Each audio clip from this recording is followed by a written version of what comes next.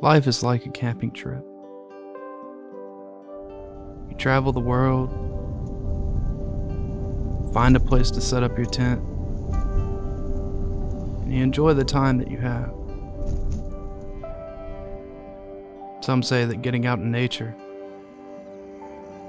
can help escape the busyness in our days and remind ourselves of what really matters in life.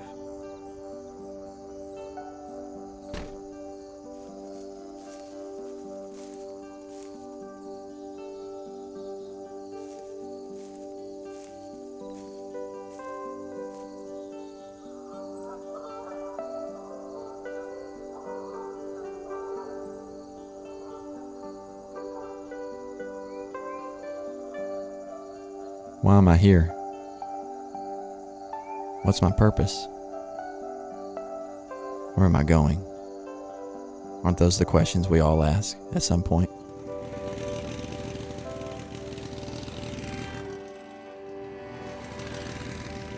So that's what we're doing. We're getting away for a little while to sleep under the stars, to wonder like a kid again, to hear those campfire stories.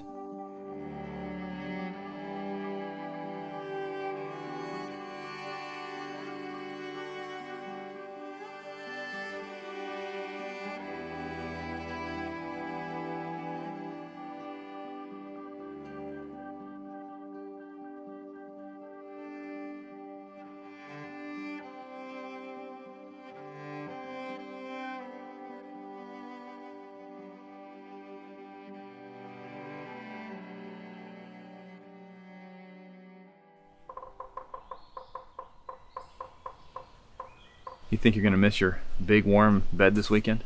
Nah, I think it'll be alright. It's just for a couple of nights anyway, so, Man, you guys are troopers. I'm totally gonna miss mine. When you go camping, you agree to give up certain comforts for a short time. One comedian said that camping is where you take all the modern advancements from the last 2,000 years and then you throw them out the window and go sleep in the woods. We're willing to leave our electricity, our air conditioning, our refrigerator all behind. Basically like going back in time to a more simple kind of life. So you're okay with that small leak in the side of your tent, even if it rains, because no matter how wet it gets or how cold you are, you know that in just a few short days, you can go home. But you can give up those comforts because you know it's just for the weekend. Do we look at our time on earth in the same way? Do we realize that the Bible teaches that we are just temporary residents on earth? This world, it's not our home. For the Christian, our home is heaven. So what if we approached our lives on this earth as if we were just camping here for the weekend? After all, the Bible does say that our bodies are a tent, just a temporary home. Scripture says that Jesus put on flesh and dwelt among us. It's interesting that the Greek word for dwelt there means tabernacle or tent. So in essence, Jesus literally left heaven to pitch his tent on earth with men. He left that heavenly home with all of its comforts and beauty and glory and took up an earthly body, a tent, for a short time, to fulfill his purpose, to seek and save the lost.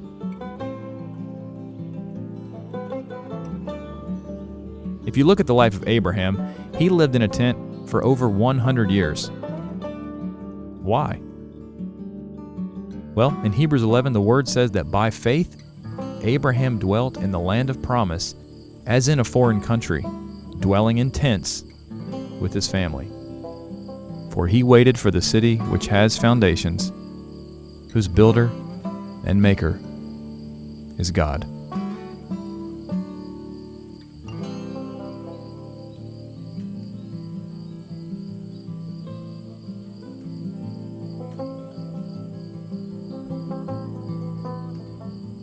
The reasons they were fine dwelling in tents was because it says they desired a heavenly home, and God has prepared a city for them.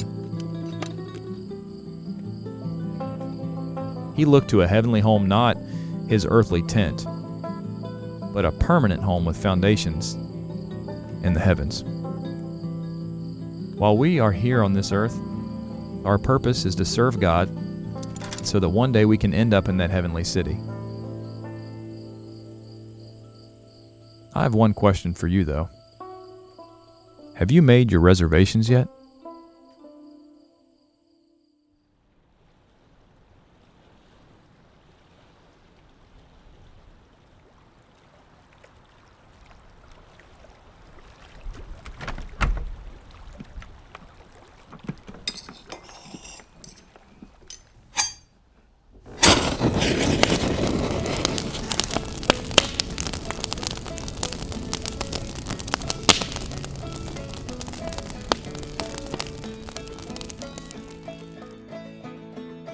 There's something about fire that's unexplainable.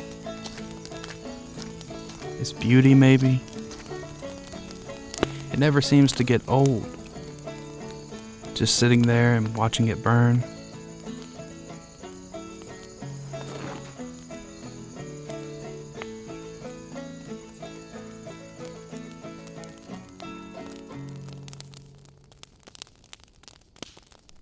And it's nights like this that I could just sit out here and watch this fire all night.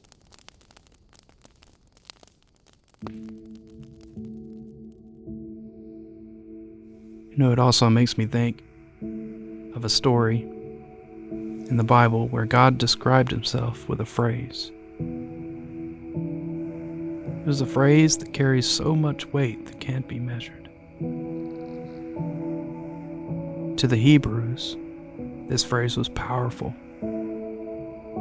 It was one that, when made, the one who made it would be claiming the epitome of existence.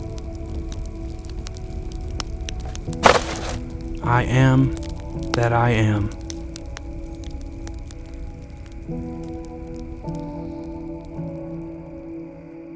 In the 3rd chapter of the book of Exodus, God told Moses to lead his people out of Egypt. And Moses said, "Who will I tell them sent me?" And God said, "Tell them, I am that I am." There's something so extremely powerful about this phrase. It declares the omnipotence of God and his eternal nature. The truth is that God had no beginning and no ending, even if that is hard for us to understand. I am means I exist by my own power. I am eternal. I am. I can't even comprehend power like that. The Old Testament is full of references to the nature and power of God. And when Jesus says, "Except you believe that I am He," in the 8th chapter of John, it would be right to think of Exodus chapter 3. Jesus was God in the flesh, just like the 1st chapter of John says. He was there when Moses came to the burning bush. He was there when the plagues were sent upon Egypt. He was there when David slew Goliath. And he was there when Job questioned God. We serve the most powerful being of all, the great I Am. God, with the power to speak the universe into existence.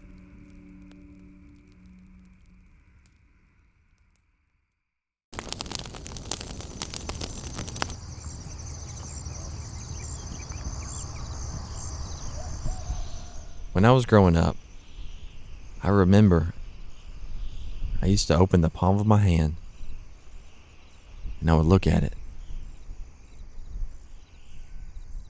I did this because it helped me remember that I was alive.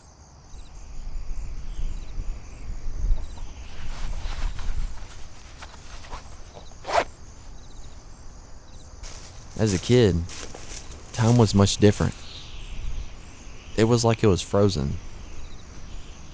It just stood still.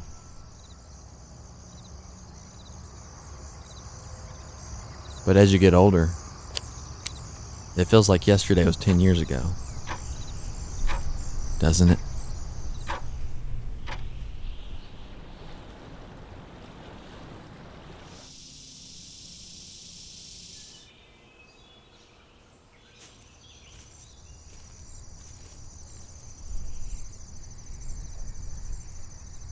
Morning. Morning, man.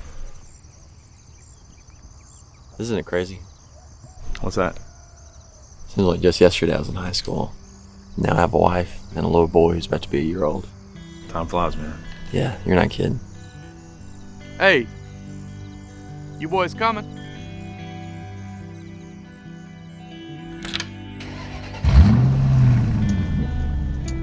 People live around 72 years. So they say. That's about 26,000 days on this little planet. Which would mean my life is almost a third over. It's crazy, isn't it? You blink, and you're grown up.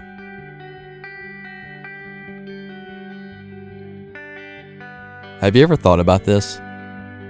The time that we have, it's borrowed. I mean, think about it. Who puts the breath in our lungs, hangs the moon at night, and thinks about me more than their grains of sand? The Creator.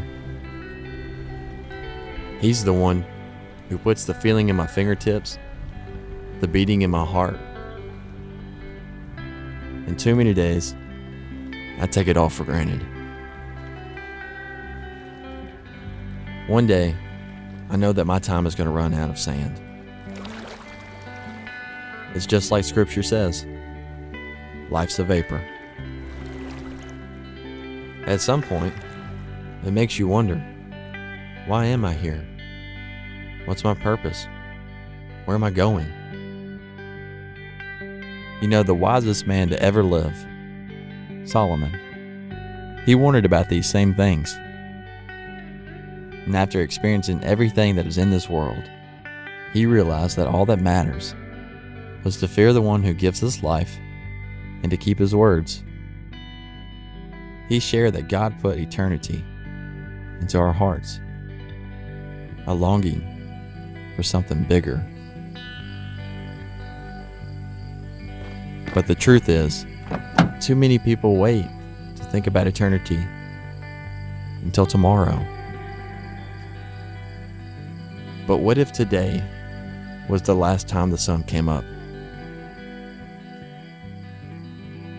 So if one life is all we have, why not live it for the one who gave it to us?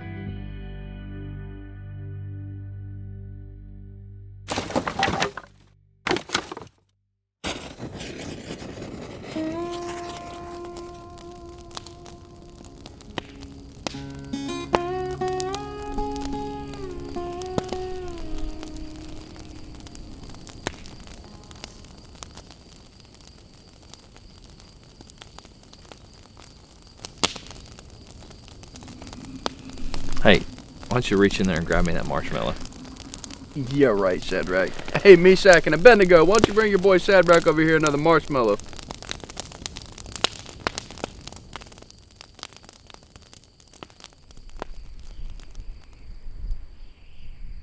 You know, most of us Christians in the United States, we live a pretty easy life. We have almost no physical persecution. But what if you were forced to choose between serving God or losing your life? In the book of Daniel, there were 3 men who were commanded to bow down to a statue. Now, this statue was about 90 feet tall, and it was a golden image of the Babylonian king Nebuchadnezzar.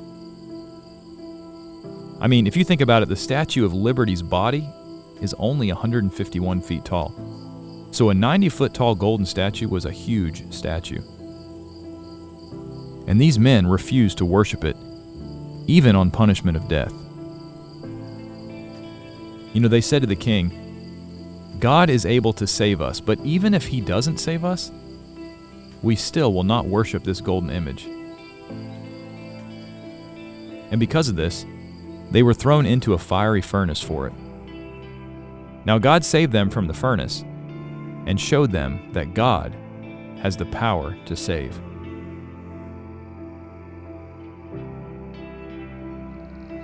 You know, we live in a culture that wants us to bow down, but it's not to a golden statue of the king, but to the statue of self and sin. We live in a world where the devil wants us to serve him and to ignore and not follow God. You know, there was a banner over one of the doorways at my high school that said this: "Sometimes doing the right thing is hard, but it's still always the right thing." Sometimes when you do the right thing, it might bring difficulties in your life. In fact, Jesus even said something like that. Jesus warned us that living for him could divide father against son, daughter against mother-in-law, because as many as there will be who will love the truth, there will also be many who will shut the door to the truth. If that happens to you, dust your feet off and keep on walking in the light.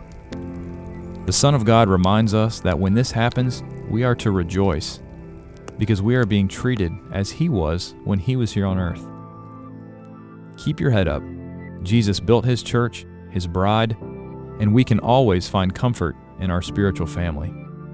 Even if your family, your best friend, or anyone else you know turns against you, know that you have the God of heaven on your side, because God is always the majority.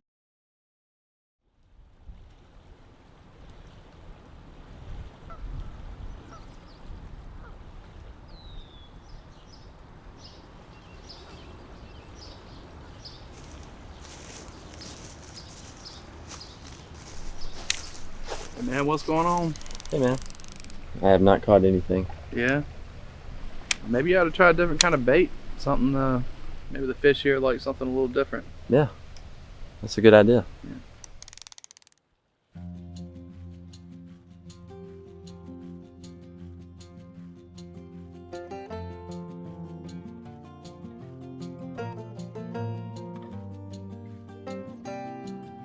Everyone's a little different.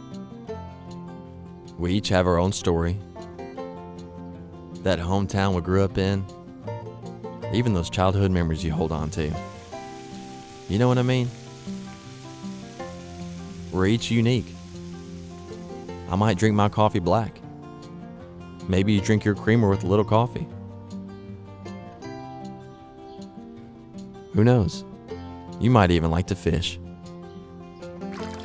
And speaking of that, there's something we can learn from fishing. A good friend once told me, in life, everyone has their own tackle box. One day you need a fancy lure. Tomorrow, it could be your grandfather's trick. That slice of cheese and a bit of patience. Always wondered how that worked. It's funny, isn't it? People are like fish when you think about it. So have you ever thought about how Jesus fished? I mean, he took 12 normal guys and turned them into something extraordinary. They went from trying to catch something with scales to fishing for souls. From sharing a net with others to spreading the good news with the world. Fishing is something that takes time. You wake up early with your rod and reel, jump in the boat, and 6 hours later, you're still waiting for that first bite. It's just like people. The more time you spend around them, the better you learn how to reach them. And sometimes you have to change bait.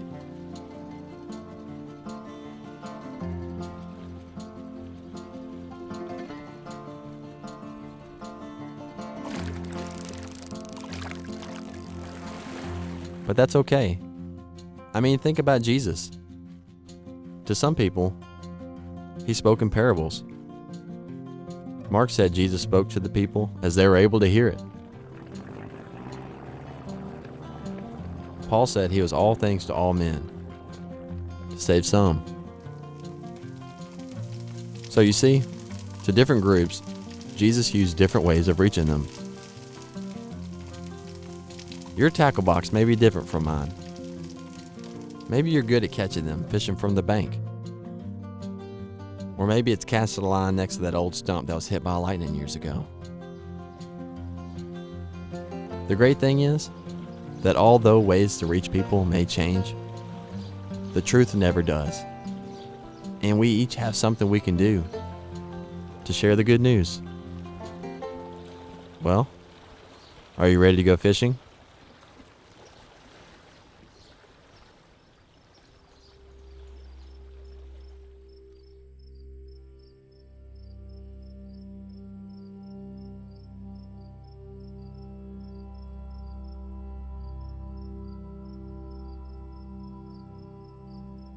Let me ask you guys something. Have you ever heard the story of the chariots of fire? No, I've never heard that one before. What's that one about?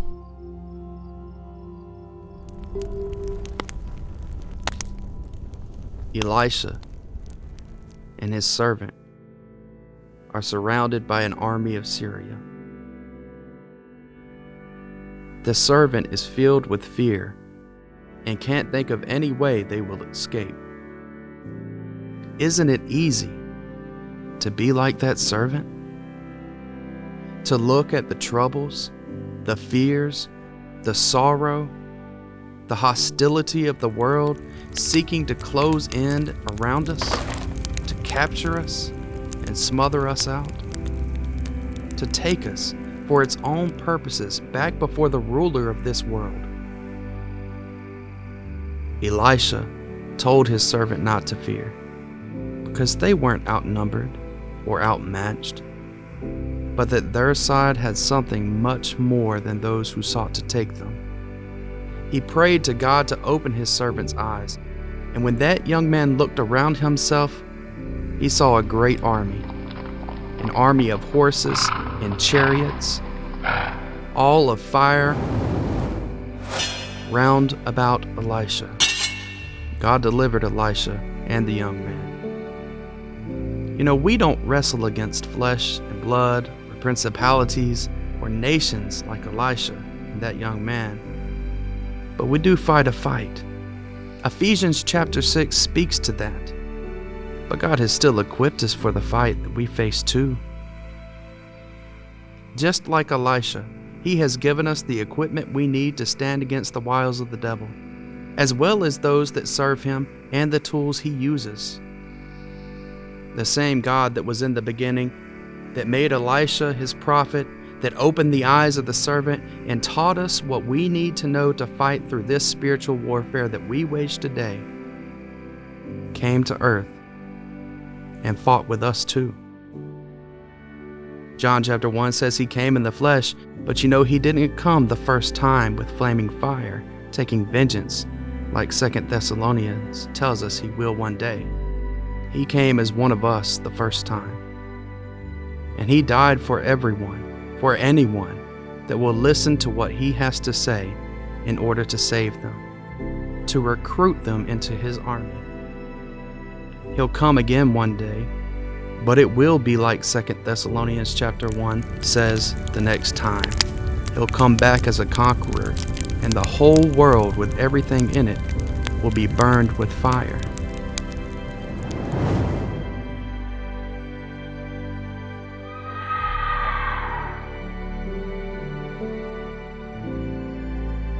Knowing this,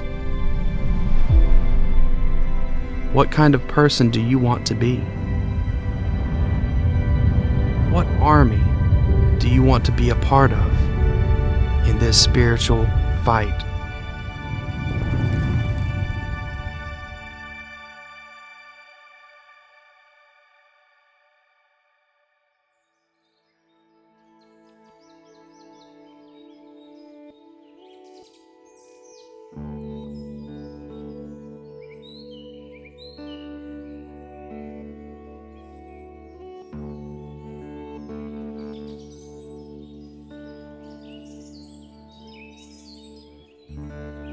There's something about a good story, isn't there? The ones you always remember. The stories you never seem to forget. Maybe it's the characters or the heart behind it all. It could be those cliffhangers, the ones that keep you up at night. Stories are something special, aren't they? You know, it's all of these things together that make it complete.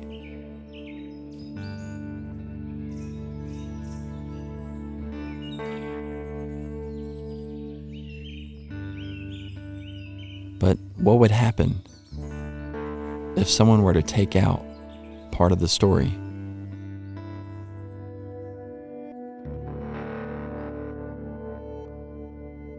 Something happened in the past that is still going on today. Over thousands of winters ago, there lived a prophet who was told by God to send a scroll to the king Jehoiakim. When the scroll had been delivered, all of the princes and the king listened as the scribe read the words of the Lord. But before he could finish, the angry king grabbed the scribe's knife, cut out the scroll to pieces, and then threw it into the fire. Because Jehoiakim didn't like what was written. Have you ever heard of the word theopneustos? It means God breathed. You see, the true King of Kings, with his heavenly breath, not only created the origin of existence, but everything that we ever needed to know. He wrote to us in a special book. We have the promise of forgiveness, the hope of heaven, and so much more that lie within those pages. But what Jehoiakim did so many winters ago, it's still happening today. People are cutting out what they don't like. They're tearing out the last page and burning what they don't want. We were warned that this would happen, that many would bring division and a false gospel. But who are we to think that we can change what was written? If we love him, if we are his friend, we will keep his words.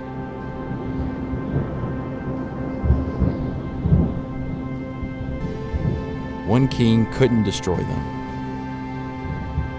Not fire, not anything. So keep your eyes open.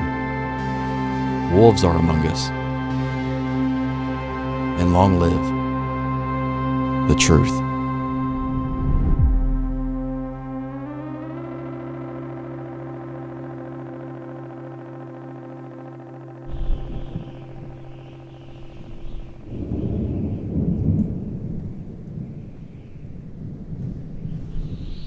To the east of Jerusalem is the Mount of Olives.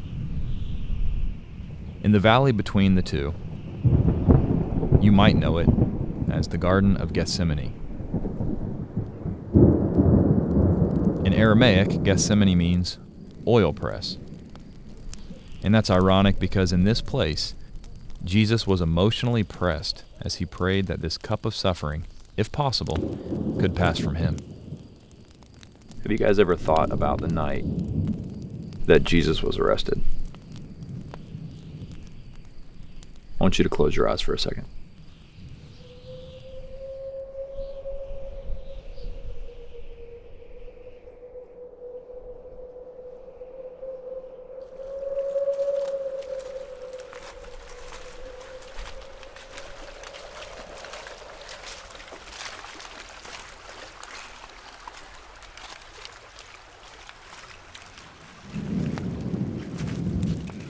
Imagine you were in Gethsemane 2,000 years ago. It was a valley just outside the walls of Jerusalem. It's pitch black except for maybe a few lamps. You've been praying for hours, but your disciples have fallen asleep.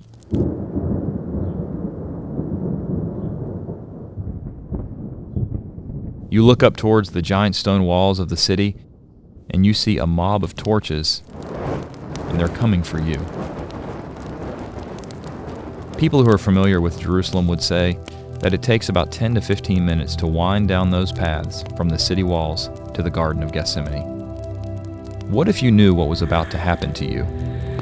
You would be struck, you'd be mocked, you'd be laughed at, you'd even be spit on. You would be scourged. You would have your back ripped open by jagged pieces of bone and shards of metal, but just enough torture that you don't die yet.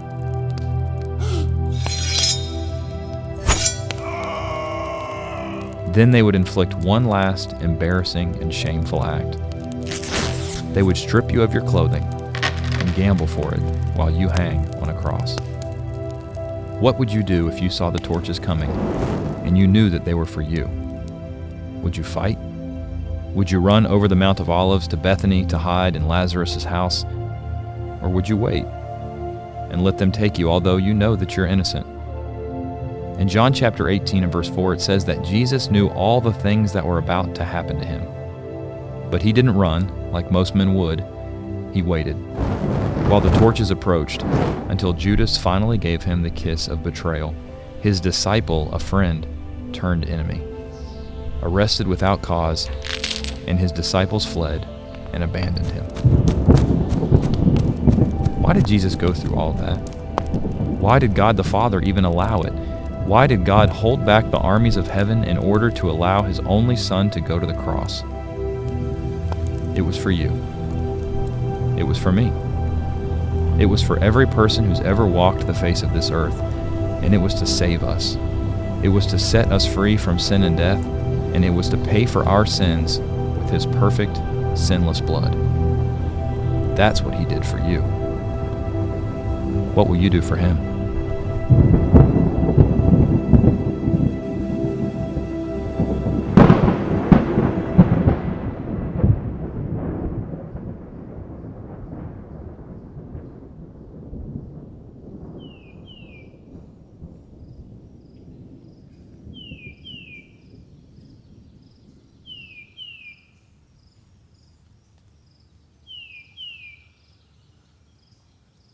We have to think about what we want to do. God lets us choose where we want to go in life. He lets us choose how we get there too.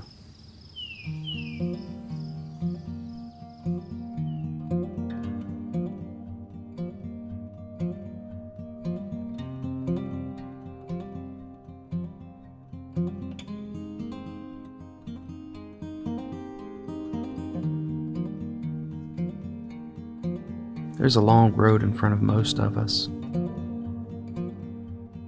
There are many decisions along the way.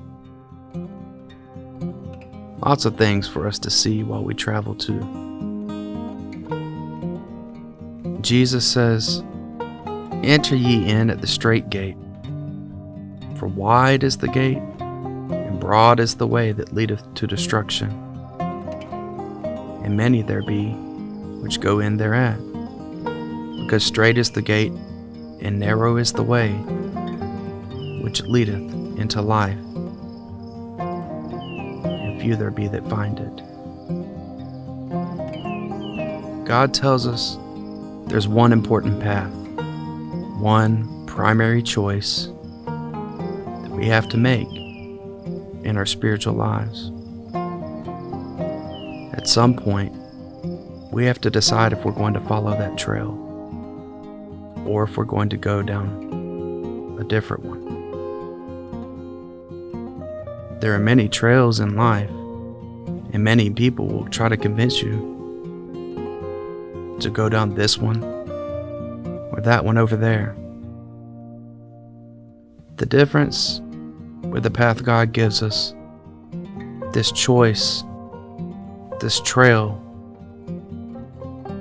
is that God has told us what that choice is, what waits for us on the trail, what we'll likely see as we walk, and what's waiting for us at the end of it.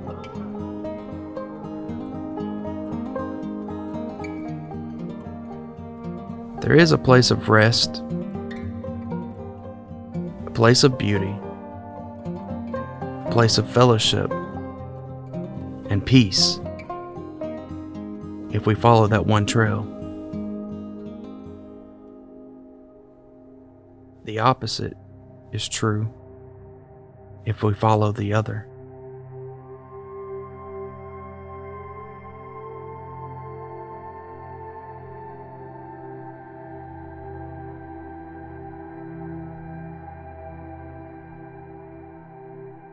God tells us where that trail is, what it is, and how to follow it.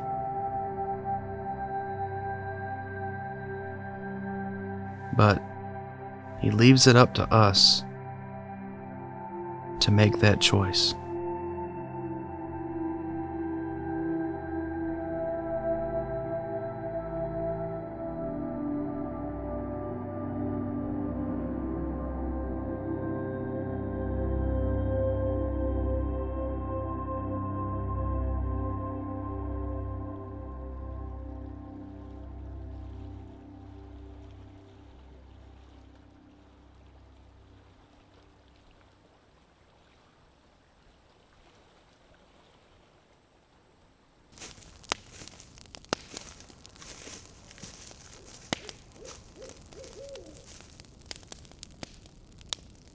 All right, guys. It's been a good week.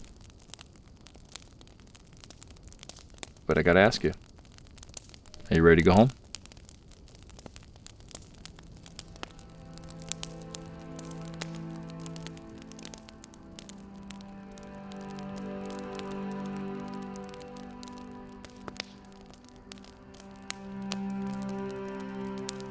You always hear stories of people who leave this world earlier than expected. I'm sure each one of us have had this happen to different people that were close to us. And we know that it's always a possibility, even if we really don't like to think about it. You know, I think about this and I know that every time I leave my house, there's a small possibility that maybe that will be the last time that I walk through that door. I hope it isn't, but you never know. My wife and I have a saying that is always the last thing we say before one of us leaves the house. We say, be there. It means be in heaven. It means that even if this is the last time we see each other on earth, we know that we can spend eternity together with God in heaven. It means do whatever you have to do in this life to be faithful to God. It means make serving God and getting to heaven your number one goal so that we can be together again. It means don't let anything come between you and your relationship to God. This life is short, and no matter what comes, be there.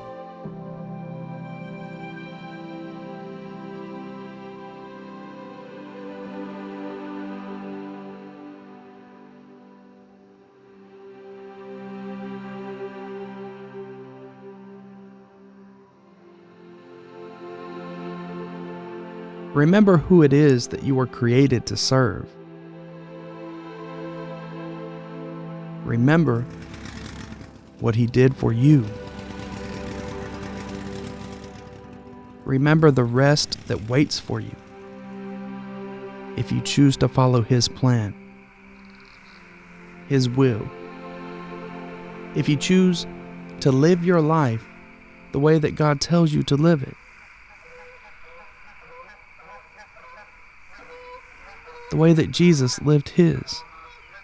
To follow His example, to love others, to serve others, to pour yourself out in a way that fills others up. Remember to live your life in the way that the Scriptures teach us. Remember that He left for us a plan, His will, the words that tell us how we can become a part of His family. Remember that He wrote that book for you. and that you need to hear that book. That you need to understand what it teaches us about faith and loyalty and love and friendship and repentance, about speaking the truth before others, how to handle ourselves and make it through the trials that we face while we live on this earth. Remember that it tells us about how we can be added to that family of God as well, just like all those others did so long ago.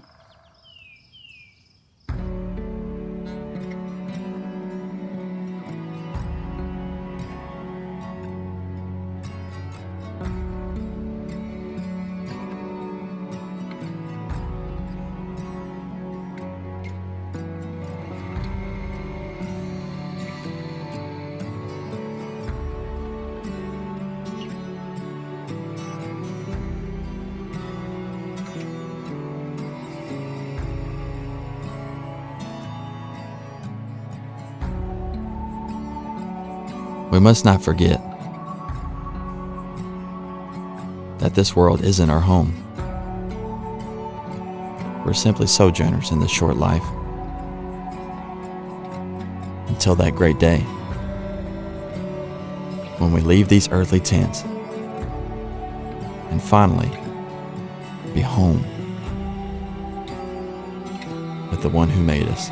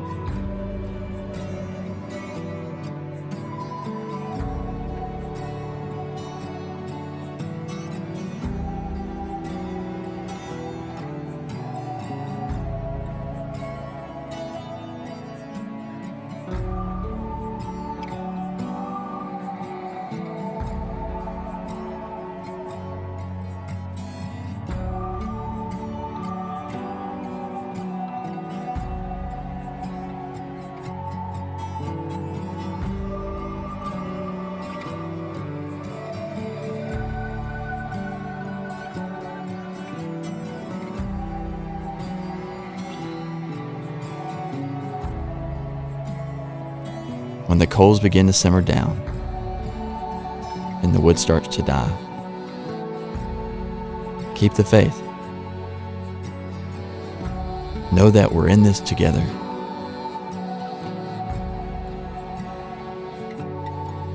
So hold tight to the truth and always remember those campfire stories. If I never see you guys again after we leave here, just remember one thing: be there.